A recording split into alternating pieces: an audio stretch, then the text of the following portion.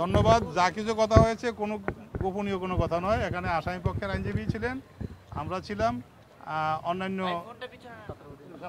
ছাত্র প্রতিনিধিরাও ছিলেন। মূল বক্তব্যটা হচ্ছে আজকের এই প্রেক্ষাপটে নিঃসন্দেহে এখানে আদালত পরিচালনা করার মতো কোনো প্রেক্ষাপট নাই। এটা উনি অবহিত হলেন, একমত হলেন। আর পরবর্তী তারিখটা কবে হবে আমরা এখান থেকে যাওয়ার পরে আসামি পক্ষের আইনজীবী এবং সরকার পক্ষের আইনজীবী সহ আমরা ওনার সাথে কথা বলবো। উনি আমাদেরকে ইনভাইট করে গেছেন, সেখানে আলোচনা করে আজকেই জানিয়ে দেওয়া হবে পরবর্তী তারিখ, এবং এটা চেষ্টা করা হবে দ্রুততম সময়ের ভিতরে এটা তারিখ নির্ধারণ করার জন্য। সেটা ওইখানে যাওয়ার পরে সিদ্ধান্ত হবে। আচ্ছা, একটা বিষয় হচ্ছে যে এই ভিডিওর ঘটনায় আরো এর আগে কয়েকটা শুনানি এভাবে হয়নি।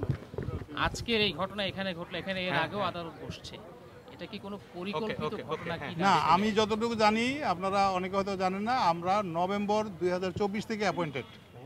এর আগের প্রসিকিউশন টিমের সাথে আমাদের যোগাযোগ বা সম্পৃক্ততা ছিল না।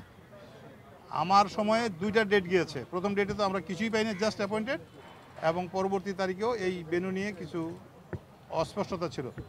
আজকে আমরা সবাই, আমাদের প্রসিকিউশন পক্ষ, আমার জানা মতে বিচারক মহোদয়, এমনকি আসামি পক্ষ চেয়েছিলেন যে আজকে একটা নিষ্পত্তি হোক। আমরা আন্তরিক ছিলাম যে হ্যাঁ নিশ্চয়ই আমরা এটা করে ফেলবো, কিন্তু বাস্তবতা এই যে এটা করা হয় নাই, এইটুকুই বলি, ব্যাখ্যা দেওয়ার দরকার নেই। তার মানে এটা পরিকল্পিত না আপনি বলছেন? নিশ্চয়ই এটা অন্তত তারিখ শিফট করা বা এই হিয়ারিং না হওয়ার পিছনে কোনো পরিকল্পনা আমার জানা এবং বিশ্বাস মতে নাই। আচ্ছা, এখানে তো হলো না, আপনারা বিকল্প কোনো জায়গা প্রস্তাব করার মতো চিন্তা ভাবনা করেছেন কিনা? কোথায় কোথায় একটু বলবেন। সেই চিন্তা প্রসিকিউশন করলে তো হবে না, এখানে কর্তৃপক্ষের সিদ্ধান্ত নিবে। একাধিক প্রপোজাল এসেছে, এখানে আজকে আসামি পক্ষ থেকে বলা হয়েছে পুরোনো জেলখানায় দেওয়া যায় কিনা, আর একটা মহিলা কারাগার আছে এখানে দেওয়া যায় কিনা, বা পরবর্তী এরপরে হলো কেরানীগঞ্জ।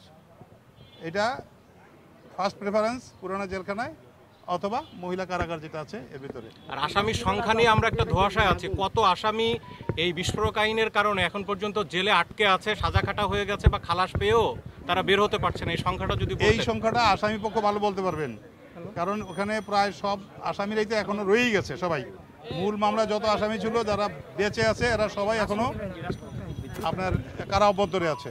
এর ভিতরে বিভিন্ন মেয়াদের সাজা, খালাস সব কিছুতে আছে। কাজের সংখ্যা যা আছে ওইখানেই। তার মানে রাষ্ট্রপক্ষের কাছে এটার কোনো হিসেব নেই আসলে কত আসামি এখন? নিশ্চয়ই আছে, কেন থাকবে না? সেটা কত হতে পারে? না, সব সংখ্যায় তো 800 প্লাস হলো টোটাল আসামি। এখনো কারাগারে আছে, সবাই আছে যারা বেঁচে আছে। এই বিষয় তো আমাদের, আমরা শুধু দেখলাম এটা হয়েছে, আমরা এর বাইরে তো এটার সাথে সম্পৃক্ত না, বলতে পারবো না। তবে যারাই করেছেন এটা আমরা মনে করি যে রাষ্ট্রীয় সম্পদ, এটা আলিয়া মাদ্রাসাই হোক আর ব্যক্তি প্রতিষ্ঠানই হোক আর সরকারি হোক, কোনো সম্পদ এভাবে ধ্বংস হোক এটা একজন নাগরিক হিসাবে আমি চাই না। এটা অনাকাঙ্ক্ষিত। সেটা তো রাষ্ট্রের অন্যান্য এজেন্সি আছে, সংশ্লিষ্ট কর্তৃপক্ষ যারা আছে নিশ্চয়ই তারা দেখবেন।